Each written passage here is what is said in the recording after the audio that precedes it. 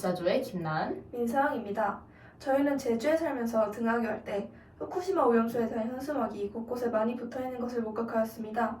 시간이 지날수록 현수막의 수가 늘어나고 관련 뉴스와 글들이 많아지는 것을 보면서 이 문제의 심각성을 깨닫고 관심을 가지게 되었습니다.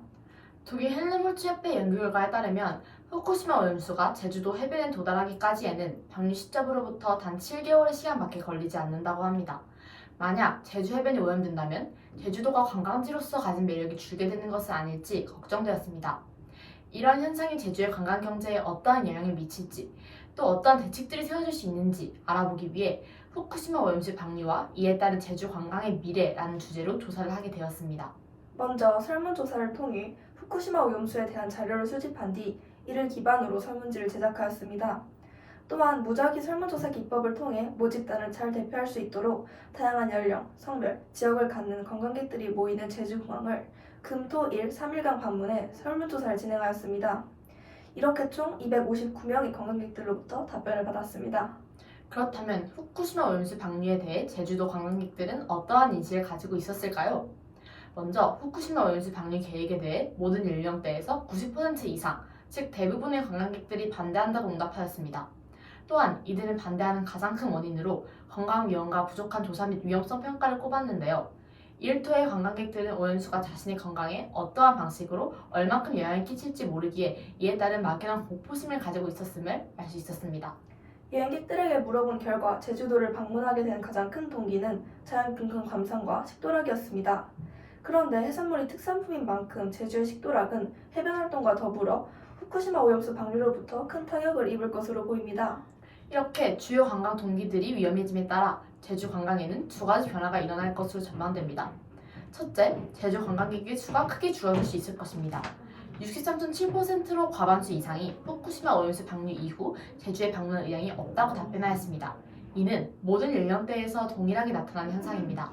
둘째, 방류 이후 방문할 의향이 있다 하더라도 여행객들의 방문 기간이 줄 수 있을 것입니다. 방류 전에 비해 1박 혹은 당일치기로 제주에 머물겠다는 이들의 비율은 44.5%나 늘었으며 반대로 3박 이상을 머물겠다는 이들의 비율은 반 이상 감소하였습니다. 방문 기간과 방사능 노출량의 연관성이 증명되지 않음에도 불구하고 여행객들이 이러한 선택을 내리는 것을 보았을 때 이들은 정보가 부족함에 따라 막연한 공포심을 키워가고 있다는 것이 예측됩니다. 하지만 오염수 방류 자체에 반대하는 95%에 비해 방류 이후 방문하지 않을 것이란 이들의 비율은 63.7%로 비교적 낮습니다. 꾸준한 염려에도 불구하고 제주를 잠깐이라도 방문하고자 하는 이들이 많다는 것은 제주도가 그만큼 여행지로서 매력을 갖추고 있다는 것을 증명합니다.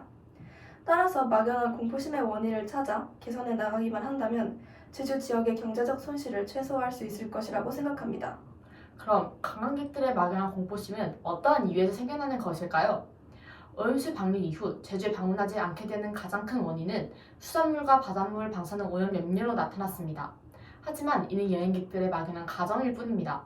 현재로서는 충분한 신뢰성을 가진 정보가 사람들에게 제공되지 않았기에 증명되지 않은 이야기들이 사실인 것 마냥 전해지기도 합니다.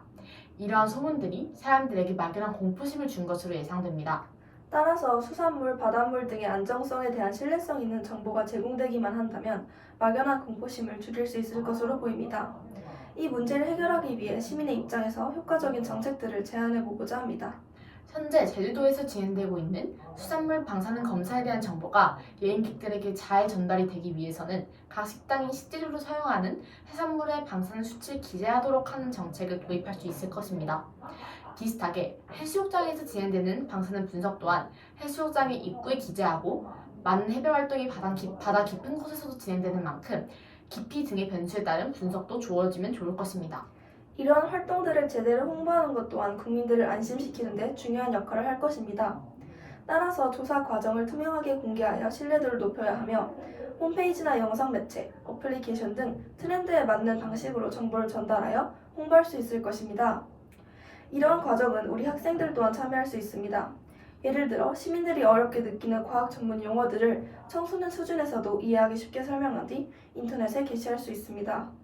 또한 다양한 여행 홈페이지 등에 제주시가 진행하는 활동들을 게시하여 많은 여행객들이 쉽게 접할 수도 있습니다. 이 조사를 통해 자세히 알지 못했던 후쿠시마 오염수에 대한 정보도 얻고 어떠한 정책들이 계획되고 있는지 알아보며 더 필요한 부분이 없는지 생각해 볼 수 있는 의미 있는 기회였던 것 같습니다. 그럼 지금까지 김나은, 민서영이었습니다. 감사합니다.